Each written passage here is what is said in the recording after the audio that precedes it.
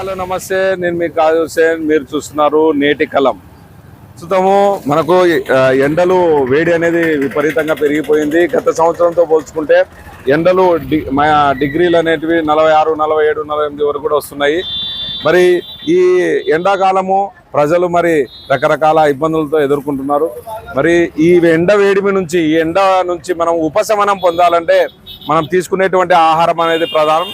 మరి ఈ ఆహార ప్రధానంలో భాగంగా మనం చూడొచ్చు, దీన్ని మనము పుచ్చకాయలు మరియు కణంగుల కాయలు అంటారు. ఒక్కొక్క ఏరియాలో ఒక్కొక్క నుంచి మనం ఉపశమనం పొందాలంటే, ఈ ఎండ వేడి నుంచి మనము మన ఆరోగ్యం కాపాడుకోవాలంటే కొన్ని పదార్థాలు తీసుకోవడం అనేది మంచిది. దాంట్లో ద్రవ పదార్థాలు అనేది చాలా ఉపయోగంగా ఉంటుందని డాక్టర్లు, నిపుణులు చెప్తున్నారు. మరి అందులో మనకు మెయిన్ పుచ్చకాయలు అనేటివి మనకు ప్రధానంగా ఉపయోగపడతాయి. దీనివల్ల మనకు డీహైడ్రేషన్ తగ్గుతుంది, అలాగే మనకు దప్పిక అనేది తగ్గిపోతుంది. ఈ ఎండ వేడికి నీళ్ళ అవసరం చాలా అవసరం ఉంటుంది కాబట్టి దీన్ని వాటర్ మిలన్ అంటారు. దీనిలో వాటర్ సాంద్రత ఎక్కువగా ఉంటుంది.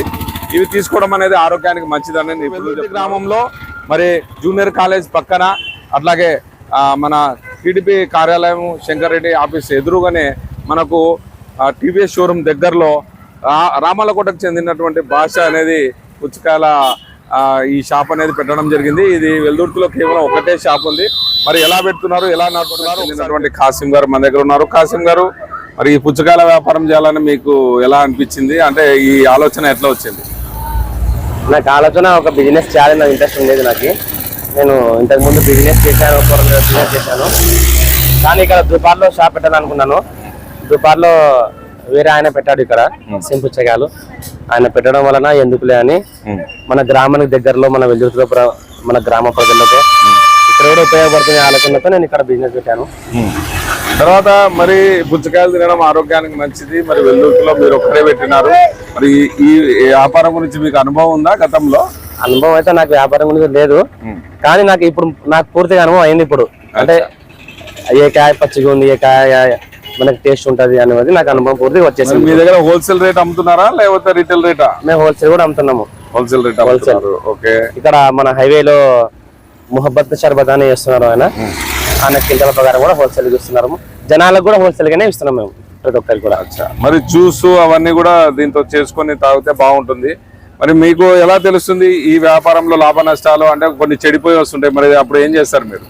మేము దాదాపుగా అంటే నిన్న తమిళనాడు నుంచి మేము సరుకు తింటాము, ఒక చెరుకుని తింటాము.